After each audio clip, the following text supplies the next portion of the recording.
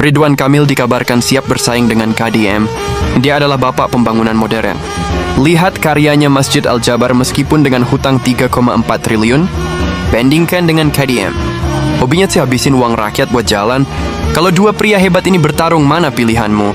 Teman-teman, kalau kita lakukan perbandingan antara Ridwan Kamil dengan Deddy Mulyadi, manakah yang lebih layak memimpin atau membawa Jawa Barat sampai sejauh ini? Dulu Ridwan Kamil pernah membuat Jawa Barat viral dengan gebrakan Masjid Al-Jabar. Dan ternyata teman-teman, desain Masjid Al-Jabar itu ternyata itu dibuat dari istri rekan saya, atau teman lah, lebih tepatnya kawan. Jadi saya punya kawan, ternyata dia punya istri, dan istri itu yang mendesain Masjid Al-Jabar. Wah, menarik. Tetapi tahu-taunya Masjid Al-Jabar itu juga dipersoalkan ketika diketahui dibangun melalui uang hutang. Jadi pemerintah sekarang di bawah kepemimpinan Kang Deddy Mulyadi itu harus meneruskan daripada pembangunan Jawa Barat. Jadi Kang Emil itu membuat atau membangun masjid menggunakan anggaran APBD yang diteruskan oleh pemimpin setelah Kang Emil. Makanya Kang Deddy pernah keberatan waktu itu ketika di awal masa jabatan kepemimpinan sebagai Jabar 1, beliau mengurus anggaran dari semua APBD yang mesti dikeluarkan, yang masuk dan dikeluarkan untuk mengelola pembangunan di Jawa Barat, diantaranya adalah Masjid Al-Jabar.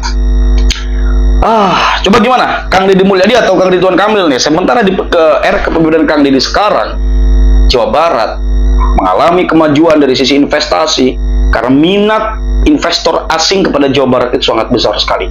Bukan dan tidak berhenti sampai situ teman-teman. Ternyata teman-teman, infrastruktur itu sampai jalan, hal ini hal yang paling elementer yang bisa langsung diketahui, bisa langsung dirasakan oleh seluruh masyarakat, yaitu pembangunan jalan. Ini menarik teman-teman. Coba kita perhatikan di sini, jangan di skip-skip. Parah. Masjid Al-Jabar di Jawa Barat ternyata bukan cuma mewah, nggak ketolongan, tapi juga membebani rakyat kecil. Masjid bernilai 3,4 triliun rupiah itu ternyata dibangun pakai utang. Ini ketahuan gara-gara Gubernur Jawa Barat yang baru, Deddy Mulyadi, kaget dengan biaya pembangunan Al-Jabar. Dia baru tahu bahwa Pemprov harus nyicil 566 miliar rupiah per tahun ke bank sampai 2028, lalu sisanya dilunasi pada 2029. Ini kan bikin pusing sang gubernur. Uang 3,4 triliun itu diambil dari program pemulihan ekonomi nasional (PEN). Padahal utang itu sebenarnya buat banyak hal, pembangunan jalan, pengairan, air limbah, ruang terbuka hijau, dan revitalisasi pasar. Dan sekarang utang itu jadi beban kepemimpinan Gubernur Deddy Mulyadi. Tapi pemerintah bukan cuma harus bayar cicilan utang pembangunan. Selain itu ada pula biaya pemeliharaan masjid yang mencapai 42 miliar rupiah per tahun. Jadi total, pemerintah Jawa Barat harus mengucurkan dana lebih dari 600 miliar rupiah per tahun hanya buat nutup kewajiban ini. Pembangunan Masjid Al-Jabar itu sih sudah sejak lama dipersoalkan. Dana proyek ini sebagian besar diambil dari APBD Jabar, totalnya 1 triliun rupiah. Wajar kalau banyak yang mempertanyakan prioritas anggaran. Pengamat kebijakan publik Trubus Rahadiansyah bilang, APBD harusnya lebih fokus ke infrastruktur, jalan dan transportasi publik lebih krusial ketimbang membangun masjid megah, apalagi di Jabar kan sudah banyak masjid besar lainnya. Menurutnya yang ideal tempat ibadah itu dibangun pakai dana umat, sedangkan kas daerah hanya menjadi stimulus saja. Parahnya nggak cuma soal prioritas anggaran, proyek ini juga mulai dicurigai ada indikasi korupsi. Forum Indonesia untuk Transparansi Anggaran Fitra Jabar menyoroti dugaan korupsi dengan potensi kelebihan bayar ratusan juta rupiah. Beyond Anti-Corruption (BAC) juga menemukan indikasi praktek KKN dalam proyek ini, terutama dalam belanja lahan yang hampir mencapai 450 miliar rupiah dan konstruksi yang diduga lebih dari 1,2 triliun rupiah. Bahkan ada dugaan markup dalam pembebasan lahan.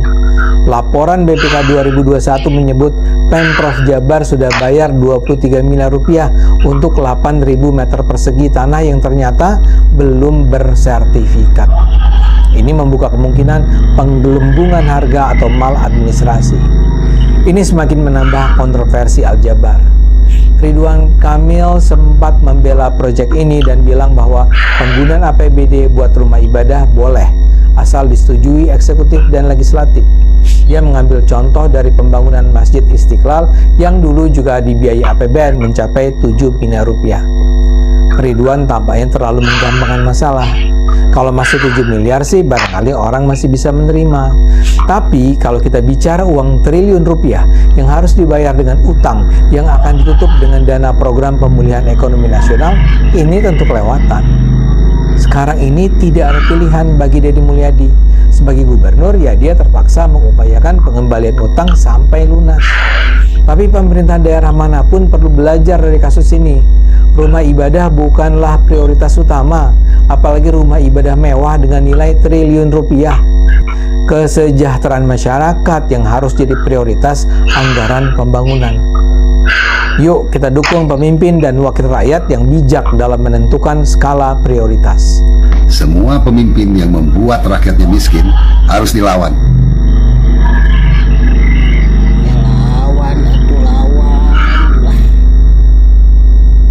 Lawan saukur. Cari takul. Lawan. Bila perlu udag. Usut. Laporkeun ke KPK. Dan ayo kowe ngegulung gubernur nu ayeuna. Dengan masalah nu bertubi-tubi. Nyatana gubernur nu baheula malah pamgedena tinggalkeun hutang kita tahun 2028 deui kan.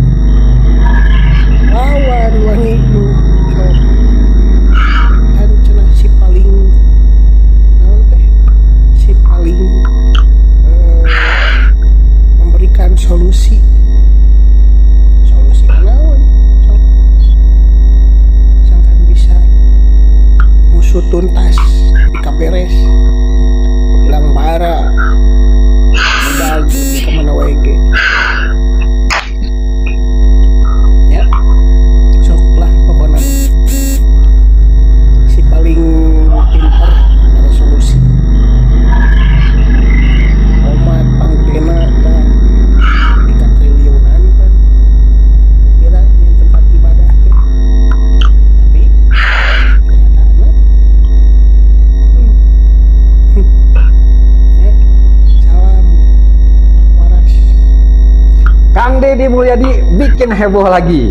Selamat kepada Kang Deddy Mulyadi KDM yang telah berhasil menarik investasi 72,5 triliun. Lokasi Jawa Barat menjadi provinsi yang terbesar menarik investasi. Sekali lagi selamat kepada Kang Deddy Mulyadi. Jabar luar biasa. Bagaimana pendapat teman-teman semua? Silakan isi di kolom komentar. Apakah keren atau enggak nih prestasinya Kang Deddy Mulyadi? Silakan di-save dan di-share informasi ini kepada yang lainnya agar informasi ini tersebar. Dan jangan lupa follow akun Kang Mas Ades untuk mendapatkan informasi terkini lainnya. Oke, selamat pagi.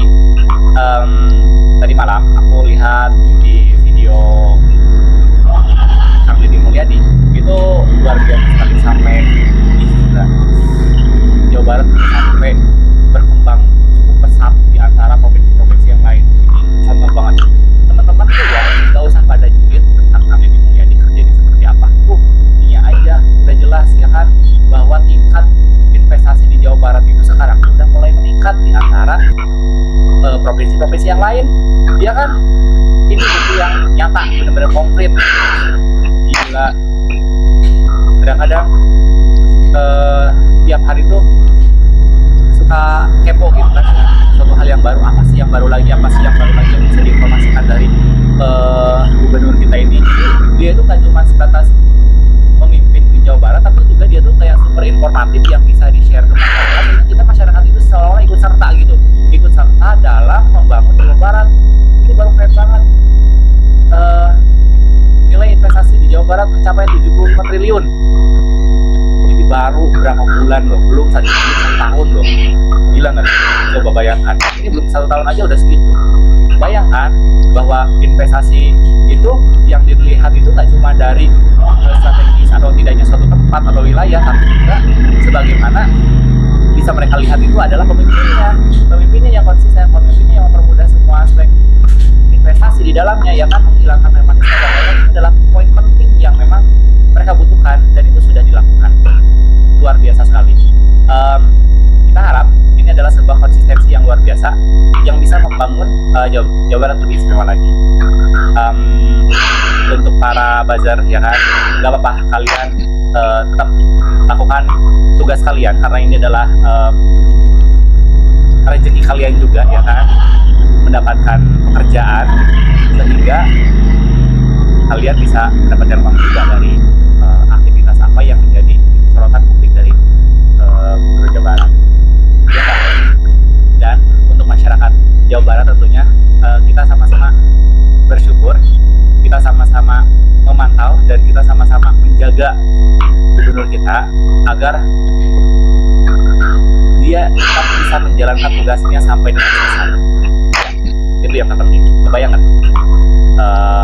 investasi udah mulai meningkat, ya kan, infrastruktur jalan juga sudah bagus, ya kan, terus ya lambat laun pun akan terjadi sebuah peningkatan Jawa Barat itu sendiri.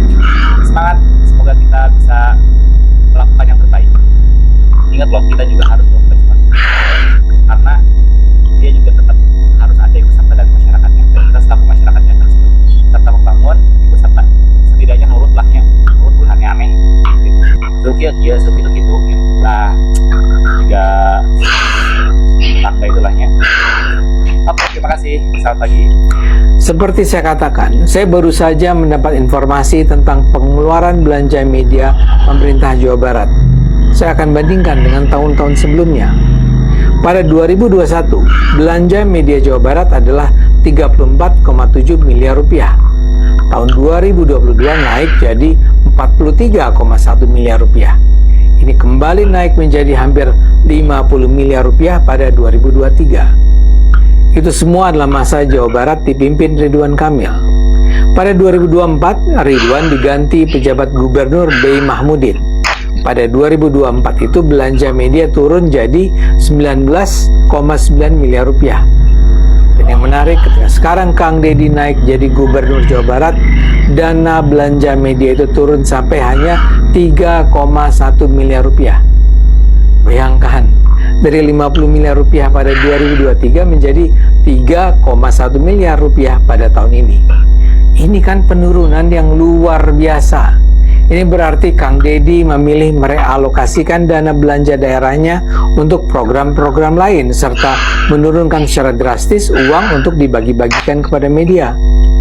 Dengan kata lain, Kang Deddy memilih untuk membiarkan dirinya diberitakan secara apa adanya oleh media, ketimbang membuat media merasa bergantung sehingga tak akan berani untuk menyebarkan informasi negatif mengenai Kang Deddy dan pemerintah Jawa Barat. Sederhananya, Kang Deddy nggak peduli dengan pencitraan. Dia akan memimpin Jawa Barat dengan cara terbaik yang mungkin dia bisa lakukan, dan dia tidak akan peduli apakah media bersedia memberitakan kinerja positifnya atau tidak.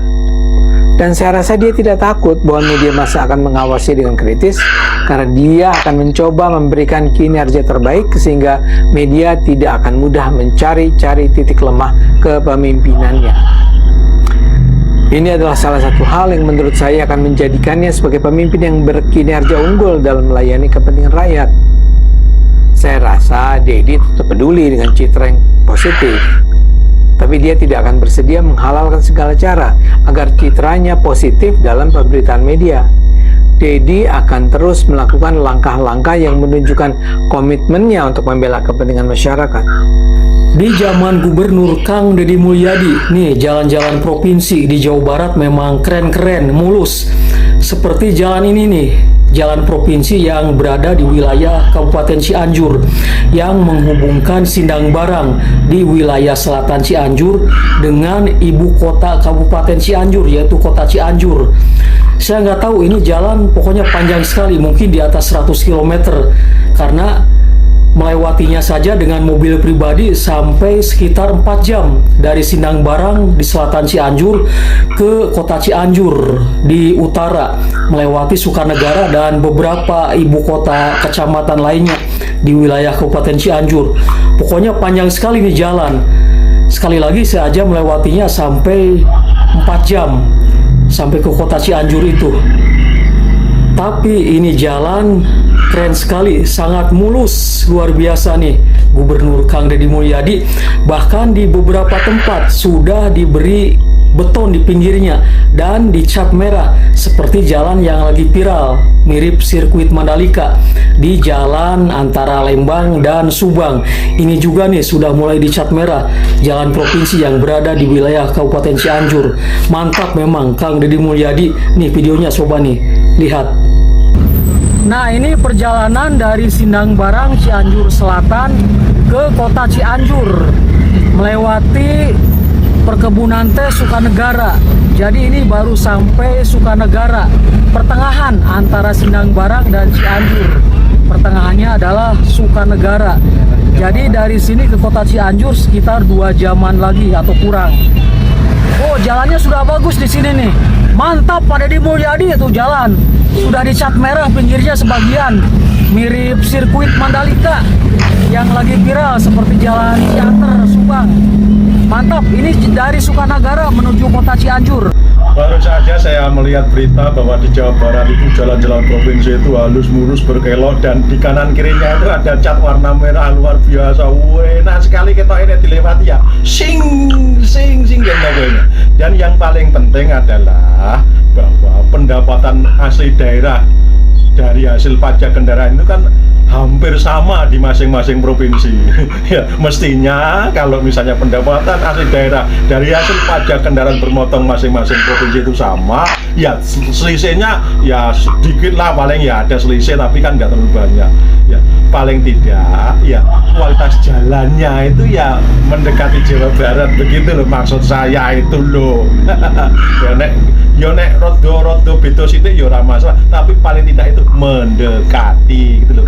Itu kalau misalnya hasil dari pendapatan pajak kendaraan bermotor itu benar-benar digunakan untuk perawatan jalan. Begitu saudara-saudara.